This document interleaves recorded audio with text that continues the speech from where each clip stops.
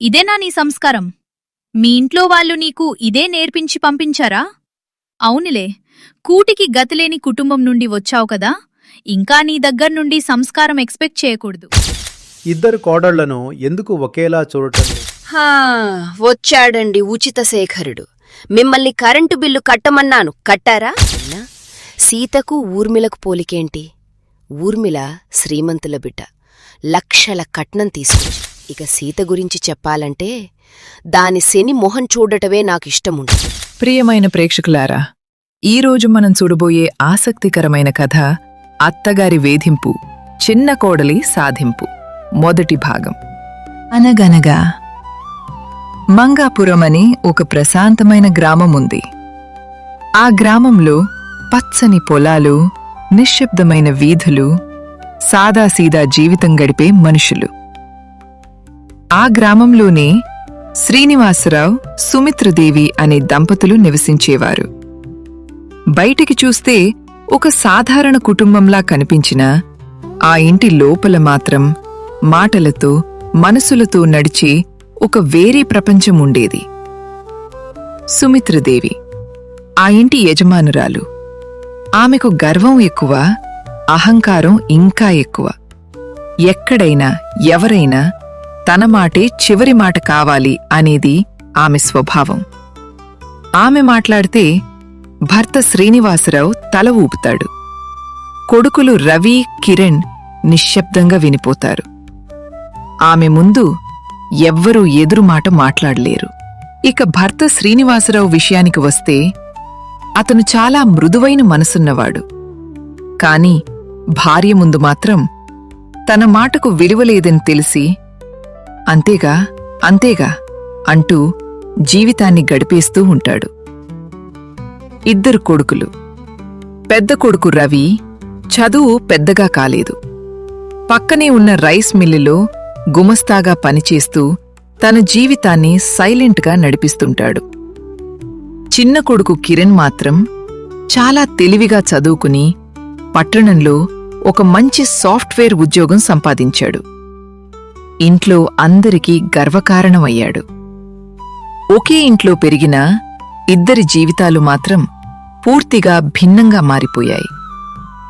కాలం గడుస్తుండగా ఇద్దరు కొడుకుల పెళ్లి విషయమై సుమిత్రదేవి ఆలోచించటం ప్రారంభించింది.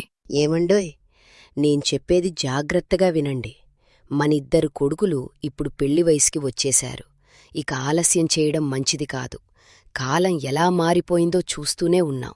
అందుకే ముందే జాగ్రత్త పడాలి. మన ఇంటి గౌరవం, మన పేరు ప్రతిష్ట అన్నీ దృష్టిలో పెట్టుకొని సరైన కుటుంబాల్లోనే సంబంధాలు చూడాలి. చిన్నోడికి మాత్రం మంచి చదువు ఉన్న పెద్ద ఇంటి అమ్మాయి కావాలి. మన స్థాయికి తగ్గట్టుగా ఉండాలి. అతని స్థాయి తగ్గకుండా చూడాలి. పెద్దోడికి అంత పెద్దగా అవసరం లేదు.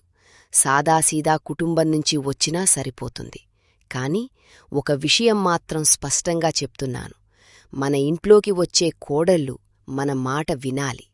మనం చెప్పిందే చివరి మాటగా ఉండాలి. ఈ ఇంట్లో ఎవరు వచ్చినా ఎవరూ తమ ఇష్టం ప్రకారం నడవకూడదు. నేను ఉన్నంతవరకు ఈ ఇంట్లో నా నిర్ణయమే ఫైనల్. అంతేగా, నువ్వు ఎలా అనుకుంటే అలా జరగనివ్వు సుమిత్ర. నువ్వు చూసుకునేది తప్పు ఉండదు. నాకు ఎలాంటి అభ్యంతరం లేదు. ఇంకా అలా దిష్టిబొమ్మలా చూస్తారే, వెంటనే ఆ పెళ్లిళ్ల పేరయ్యకు ఫోన్ చెయ్యండి అంటూ సుమిత్ర అక్కడ్నుండి వెళ్ళిపోతుంది. శ్రీనివాసరావు మనసులో చాలా బాధపడతాడు. చిన్నోడికేమో డబ్బున్న సంబంధం, పెద్దోడికి మాత్రం సాధారణ సంబంధం చూడమని సుమిత్ర ఎందుకంటుంది?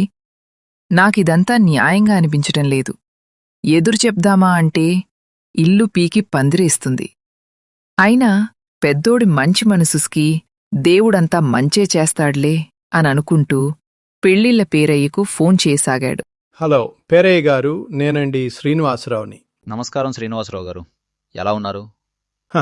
అంత బాగానే ఉన్నాం. మీతో ఒక ముఖ్యమైన విషయం మాట్లాడాలి. ఈరోజు ఒకసారి మా ఇంటికి రండి. అర్థమైంది. ఇంత అర్జెంటుగా రమ్మంటున్నారంటే అది మీ పిల్లల పెళ్లి విషయమే అయ్యుంటుంది. అబ్బా, భలే కనిపెట్టారే. మరేమనుకున్నారు? ఈ పెళ్లిళ్ల పేరయ్య అంటే? ఇదిగో ఇప్పుడే వస్తున్నాను అంటూ పెళ్లిళ్ల పేరయ్య అర్జున్ రెడ్డి సినిమాలో విజయ్ దేవరకొండల తన బైక్ మీద వేగంగా శ్రీనివాసరావు ఇంటికి వెళ్ళసాగాడు. అమ్మా, నమస్కారం. ఎలా ఉన్నారు? సార్ ఫోన్ చేయగానే విషయం అర్థమైంది. నేను అనుకున్నది నిజమేనా? మీ ఇద్దరు కొడుకుల పెళ్లిళ్ళ విషయమయ్యే కదా నన్ను పిలిపించారు. భలే కనిపెట్టారు పేరయ్య గారు. మా పెద్దోడు రైస్ మిల్లో గుమస్తా, మా చిన్నోడు సాఫ్ట్వేర్ ఇంజనీర్. పెద్దోడికి ఓ మధ్యతరగతి కుటుంబం నుందైనా పర్లేదు, కాని చిన్నోడికి మాత్రం శ్రీమంతుల బిడ్డే కావాలి. నా ఇద్దరు కోడళ్ళు నేను చెప్పిన మాటే వినాలి. సరే అమ్మా, మీరు చెప్పింది గుర్తుంచుకుని సంబంధాలు చూస్తాను. ఇక నేను వెళ్ళి వస్తాను అంటూ పేరయ్య అక్కడ్నుండి వెళ్ళిపోతాడు. పేరయ్య ఇంటికి చేరుకున్నాక బయట మేడమీద కుర్చీలో కూర్చుని లోపల ఆలోచనలో మునిగిపోయాడు. సాయంత్రం గాలి నెమ్మదిగా వీచుతుండగా అతని మనసులో మాత్రం ఎన్నో ప్రశ్నలు తిరుగుతున్నాయి. సుమిత్రాదేవిగారు పెద్ద కొడుక్కి సాధారణ కుటుంబం నుంచి అమ్మాయి చూసుకోమన్నారు. కాని చిన్న కొడుకి మాత్రం చాలా స్థితిమంతుల కుటుంబం కావాలన్నారు. ఇలా ఎందుకనుకున్నారు? ఇద్దరూ ఆమె కొడుకులే కదా అని తనలో తాను ఆశ్చర్యపడ్డాడు. కొద్దిసేపు ఆలోచించి, అయినా ఇవన్నీ నేను తలపట్టుకోవాల్సిన విషయాలు కావు. వాళ్లు చెప్పినట్టుగానే మంచి సంబంధాలు చూసి చెప్పడం నా పని అని తనంతాను సమాధానపరుచుకున్నాడు. ఇంతకు ఈ ఇంటికి సరిపోయే కోడళ్ళు మనకు తెలిసిన వారిలో ఎవరున్నారు అని ఆలోచిస్తూ ఉండగా ఒక్కసారిగా అతనికొక మంచి సంబంధం గుర్తుకు వచ్చింది. అరే, పక్క ఊర్లో ఉండే రంగయ్య సత్యవతి దంపతుల కుమార్తె సీత ఉంది కదా, ఆ అమ్మాయి ఎంతో అమాయకం, ఇంటి పనులు బాగా చేస్తుంది, పెద్దబాయి రవికి ఆమె సరిపోతుంది అని అనుకున్నాడు. అలా ఆలోచిస్తూ ఉండగా చిన్న కొడుకు కిరణ్ గురించి కూడా ఒక ఆలోచన మెదిలింది. పట్టణంలో ఆయిల్ మిల్లు యజమాని అయిన జనార్దన్ గారి కుమార్తె ఊర్మిళ ఉంది. వాళ్లు చాలా ధనికులు. ఆ అమ్మాయి కూడా చదువులోనూ సంస్కారంలోనూ చాలా బాగుంటుందని విన్నాను. చిన్నబ్బాయి కిరణ్కి ఆమె సరిపోతుంది అని భావించాడు. రంగయ్య, ఎలా ఉన్నావు? నీకొక మంచి శుభవార్త తెచ్చానోయ్. నేను చెప్పింది వింటే ఎగిరి గంతేస్తావు అంటూ పెళ్లిల పేరయ్య సుమిత్రాదేవి సంబంధం గురించి పూర్తిగా వివరిస్తాడు. అది విని రంగయ్య చాలా సంతోషిస్తాడు. పెళ్లివార్త వినగానే సీత ముఖం ఎర్రపడుతుంది. కాని సత్యవతికి మాత్రం పెద్దింటి సంబంధం కదా అని ఎక్కడో చిన్న ఆందోళన ఉంటుంది. మా సీతకు గొప్పింటి సంబంధం వస్తుందని నాకు ముందే తెలుసు. అయినా ఆ సుమిత్రాదేవిగారికి నోరెక్కువని, ఎవర్ని గెలవనివ్వదని ఆ నోట ఈ నోటు చెప్పుకుంటుంటే విన్నాను. మరి ఆ ఇంట్లో నా సీత ఇమడగలదా అని చిన్న భయం. చూడమ్మా సత్యవతి, మీరున్న స్థితికి గొప్పింటిపింటి సంబంధం దొరకటమే కష్టం. కాలక్రమేణా అన్నీ అవే సర్దుకుంటాయి. నా మాట నమ్ము అంటూ పేరయ్య అక్కడ్నుండి బయల్దేరి పట్నంలోని జనార్దన్ ఇంటికి వెళ్లసాగాడు. రంగయ్యకి చెప్పినట్లుగానే జనార్దన్కి కూడా సుమిత్రాదేవి సంబంధం గురించి చెప్తాడు. జనార్దన్కి ఆ సంబంధం చాలా బాగా నచ్చుతుంది. సుమిత్రాదేవి తన స్థాయి కాకపోయినా ఆమె చిన్న కొడుకు కిరణ్ యొక్క కష్టపడే తత్వాన్ని చూసి పెళ్లి కూపుకుంటాడు. ఇరు కుటుంబాల సమ్మతితో సుమిత్రాదేవి తన ఇద్దరు కొడుకుల పెళ్లిని ఒకే మండపంలో ఒకేసారి జరిపించింది.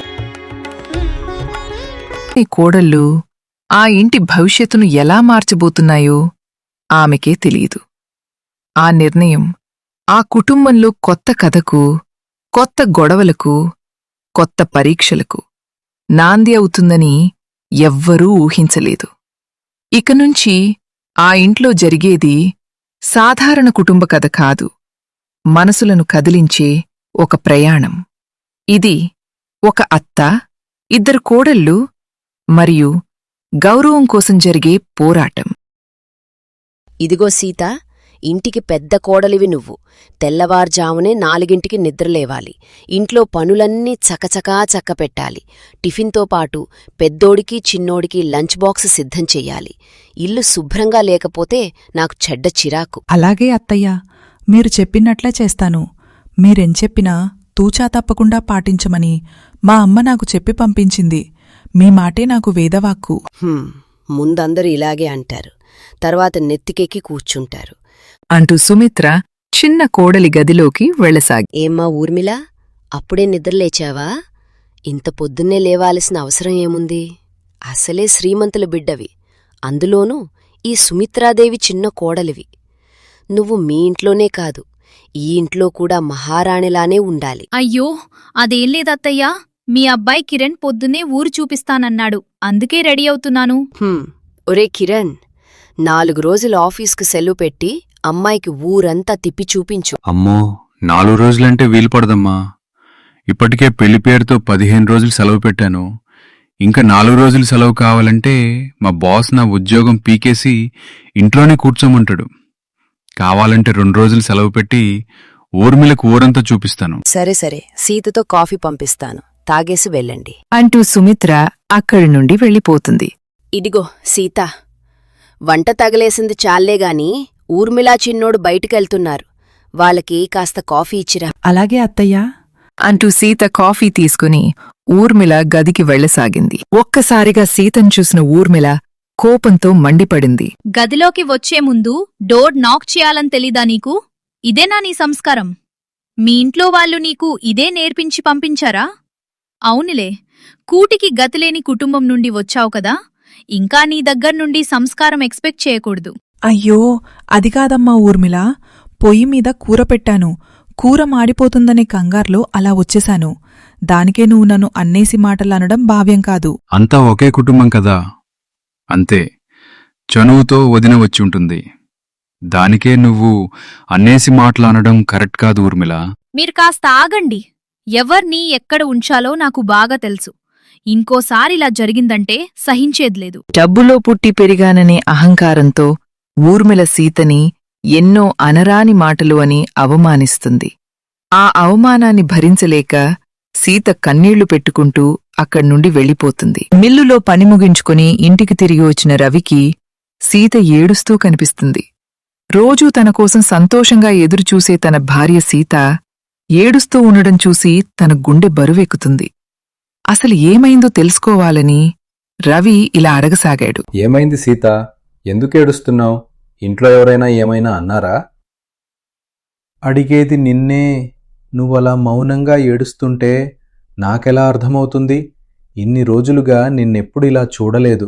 రవి ఎంత అడిగినా సీత మాత్రం నోరు మెదపదు. ఎందుకంటే తనకు జరిగిన అవమానం గురించి రవికి చెప్తే ఇంట్లో లేనిపోని గొడవలొస్తాయి. అందుకని తనకు జరిగిన అవమానాన్ని దాచి రవితో ఇలా అంటుంది. అబ్బే అదేం లేదండి, నేను పుట్టినప్పట్నుండి మా అమ్మానాన్నలను వదిలి ఒక్కరోజు కూడా లేను. ఈ రోజెందుకో వాళ్ళు బాగా గుర్తొస్తున్నారు. మీకు అభ్యంతరం లేకపోతే ఒకసారి వెళ్ళి వాళ్ళని చూసి వద్దాము. ఓ పిచ్చిదానా, ఇంతేనా? ఇంకా నేను ఏమైందో అని హడలిపోయాను. ఈ విషయం గురించి రేపు నేను అమ్మతో మాట్లాడతాను. నాకు బాగా ఆకలిగా ఉంది, భోజనం సిద్ధం చెయ్యి. అంటూ రవి ఫ్రెష్ అప్ అవ్వడానికి వెళ్తాడు. సుమిత్ర, నువ్వేమీ అనుకోనంటే ఒక మాట అడుగుతాను. ఇద్దరు కోడళ్లను ఎందుకు ఒకేలా చూడటం లేదు? పాపం సీతను ఒకసారి గమనించు. పొద్దున్నే అందరికంటే ముందే లేచి ఇంటి పనంతా తను ఒక్కటే చూసుకుంటుంది. వంట చేస్తుంది, ఇల్లు శుభ్రం చేస్తుంది, ఎవరు చెప్పకుండానే తనకు తోచినంతగా పనిచేస్తుంది. అయినా కూడా ఎప్పుడు నువ్వు సీతను చిన్నచూపు చూస్తుంటావు. ఊర్మిళ ఏం చేసినా సరే నువ్వు నవ్వుతూ మాట్లాడుతావు. కాని సీత చిన్న పొరపాటు చేసినా వెంటనే ఆమెపైనే మండిపడతావు. ఆ అమ్మాయి కూడా ఈ ఇంటి కోడలే కదా, ఆమె కూడా ఈ ఇంట్లో ప్రేమగా ఉండాలని, అందరితో కలిసి జీవించాలని అనుకుంటుంది. ఒక్కసారి ఆమె మనసు గురించి ఆలోచించు సుమిత్ర. వచ్చాడండి ఉచిత శేఖరుడు. మిమ్మల్ని కరెంటు బిల్లు కట్టమన్నాను, కట్టారా? ఎవర్ని ఎలా చూడాలో, ఎవర్ని ఎక్కడ ఉంచాలో మీరు నాకే నేర్పుతున్నారా? అయినా సీతకు ఊర్మిళకు పోలికేంటి? ఊర్మిళ శ్రీమంతుల బిడ్డ, లక్షల కట్నం తీసుకొచ్చింది. ఒక్కత్తే బిడ్డ. భవిష్యత్తులో ఊర్మిళ ఆస్తి మొత్తం మనదే. ఇక సీత గురించి చెప్పాలంటే దాని శని మొహం చూడటమే నాకిష్టముండదు. ఏదో ఇంట్లో చాకరీ చేయడానికొక మనిషి కావాలి కాబట్టే దానిని ఈ ఇంటి కోడలిగా ఒప్పుకున్నాను. ఇంకెప్పుడు నాకు సీత విషయంగా సలహాలివ్వాలని చూడకండి. బాగా పొద్దుపోయింది. ఆ లైట్ ఆఫ్ చేసి పడుకోండి. మర్నాడు ఉదయం అందరూ టిఫిన్ చేయడానికి డైనింగ్ టేబుల్ దగ్గరకు వస్తారు. సీత చేసిన టిఫిన్ని అందరూ లొట్టలేసుకుంటూ తింటుండగా ఊర్మిళ మాత్రం కేవలం మంచి నీళ్లు మాత్రమే తాగుతుంది. అది చూసిన సుమిత్ర ఇలా అంటుంది. అమ్మా ఊర్మిళ, ఇక్కడున్నావా? నీకోసం ఇల్లంతా వెతుకుతున్నాను. అదేంటమ్మా, టిఫిన్ తినకుండా వచ్చేశావ్? దాన్నెవరైనా టిఫిన్ అంటారా అత్తయ్య? మా ఇంట్లో కుక్కలు కూడా తినవు. వంట చేయడం రాకపోతే రాదని చెప్పాలి, అంతేగాని దానిష్టమొచ్చింది వండి అదే నన్ను తినమంటే నా వల్ల కాదు. అవునవును, ఈరోజు టిఫిన్ ఏమంతా బాగోలేదు. ముద్ద నోట్లో పెట్టుకోగానే నాక్కూడా వాంతు వచ్చేంత పనయింది. ఏదో తినకపోతే ఎక్కడ ఏడ్చి చస్తుందో అని తిన్నాను. నువ్వు పొద్దున్నుండి ఏమీ తినలేదు. నాతో రా, నీకు నా చేత్తో పెసరట్టు వేసి పెడతాను అంటూ సుమిత్ర ఊర్మిళను లోపలికి తీసుకెళుతుంది. ఒకరోజు సీత తల్లిదండ్రులైన రంగయ్య, సత్యవతి సీతను చూడడానికి సుమిత్రాదేవి ఇంటికి వస్తారు. సుమిత్రాదేవి వాళ్లని కనీసం కూర్చోమని కూడా చెప్పదు. నమస్తే అమ్మా, ఎలా ఉన్నారు? సీత ఇంట్లో ఉందా? చాలా రోజులైంది మా అమ్మాయి ముఖం చూసి. అందుకే ఒకసారి చూసి వెడదామని వచ్చాం. వచ్చారు సరే, కాని అల్లుడికేమైనా తెచ్చారా? ఈ పూలు పళ్ళేనా? లేక అల్లుడికి ఏ వచ్చి ఉంగరం పెట్టేదేమైనా ఉందా? మీరెందుకు పెడతారులే. ఏమైనా అంటే మా స్థితి మీకు తెలియంది కాదు అంటారు. ఎంత లేని స్థితిలో ఉన్నా ఆడపిల్లని చూడడానికి వచ్చేటప్పుడు అల్లుడికి కూడా చిన్నదో పెద్దదో ఏదో ఒక కానుక తేవాలన్న ఇంకితం కూడా లేని సంబంధం చేసుకున్నాను. మిమ్మల్ని అడిగేం ప్రయోజనంలే, అంతా నా తలరాత. అదేంటి వదినగారు అలా అంటారు? మేము ఈ కట్న కానుకలు ఇచ్చుకోలేము అని మీకు ముందే చెప్పాము కదా. అబ్బో, కట్న కానుకలు! మీరు పెట్టే బోడివాచి ఉంగరానికి కట్న కానుకలనే పేరొకటి. బంగారం కొనే స్థోమత లేకపోతే కనీసం మీ అల్లుడికొక మోటార్ బైక్ అయినా కోనివ్వండి. వాడు రోజూ సైకిల్ మీద మిల్లుకు వెళ్లడానికి అవస్థపడుతున్నాడు. మోటార్ బైక్ కొనిచ్చేంతవరకు మీరు మీ అమ్మాయిని చూడడానికి వీల్లేదు. ఇదే నా మాట, నా మాటే శాసనం. ఏం మాట్లాడుతున్నావు సుమిత్ర? ఇప్పటికిప్పుడు మోటార్ బైక్ అంటే వాళ్ళు ఎక్కడి నుండి తెస్తారు? వాళ్ల పరిస్థితంతా మనకి ముందే తెలుసు కదా. వాళ్ళు కాయ కష్టం చేసుకుని బ్రతికేవారు సుమిత్ర. ఇంకొకసారి ఆలోచించు. మీరు దయచేసి మధ్యలో కలుగు చేసుకోకండి. అసలు ఇదంతా మీ వల్ల, ఆ పేరయ్య వల్ల జరిగింది. నేను పెద్దోడికేదో సాధారణ సంబంధం చూడమంటే మీరు ఆ పేరయ్య కలిసి ఈ ముష్టి సంబంధాన్ని తగలపెట్టారు. అసలు మనం ఈ సంబంధం చేసుకోకపోయింటే వీళ్ళమ్మాయికి ఈ జన్మలోనే పెళ్ళయ్యేది కాదు. అలాంటిది చిన్న మోటార్ బైక్ అడగడం తప్ప. ఇంకా బెల్లం కొట్టి రాయిలాగా అలా నిలబడి చూస్తారే? మోటార్ బైక్ తీసుకొచ్చిన రోజే ఈ ఇంటి గడప తొక్కండి. ఇప్పటికి మీరు తెచ్చిన ఆ చెత్తాచెదారం పట్టుకుని బయలుదేరండి. సుమిత్ర అన్న మాటలకు రంగయ్య, సత్యవతి ఏడుస్తూ అక్కడ్నుండి వెళ్ళిపోతారు. కూతుర్ని చూడాలని గంపెడు ఆశతో వచ్చినవారికి నిరాశే ఎదురయింది. ఒకవైపేమో ఊర్మిళ తెల్లవారితే సీతను ఎలా ఏడిపించాలా అని ఆలోచిస్తూ ఉంటుంది. మరోవైపు సుమిత్ర రంగయ్య, సత్యవతిలతో ఎలాగైనా మోటార్ బైక్ కొనిపించాలని చూస్తుంటుంది. ఇక రంగయ్య, సత్యవతి ఏమో తినడానికే కష్టంగా ఉన్న సమయంలో మోటార్ బైక్ ఎలా కొనాలా అని బాధపడుతూ ఉంటారు. ఇవేవి తెలియని సీత మాత్రం అమాయకంగా కిచెన్లో వంట చేస్తూ ఉంటుంది. రంగయ్య, సత్యవతి మోటార్ బైక్ కొంటారా? అసలు సీత మొహం చూడగలరా? లేదా తెల్లవారితే సుమిత్ర సీతను ఏ విధంగా అవమానిస్తుందో నెక్స్ట్ ఎపిసోడ్లో చూద్దాం. సుమిత్ర లాంటి అత్తగారు వద్దనుకుంటే లైక్ చేయండి. సీతలాంటి కోడలు కావాలనుకుంటే ఈ వీడియోని మీ ఫ్రెండ్స్ అందరికీ షేర్ చెయ్యండి. రంగయ్య, సత్యవతి లాంటి కష్టాలు వద్దనుకుంటే మన ఛానల్ని సబ్స్క్రైబ్ చేసుకోండి. Thank you for watching.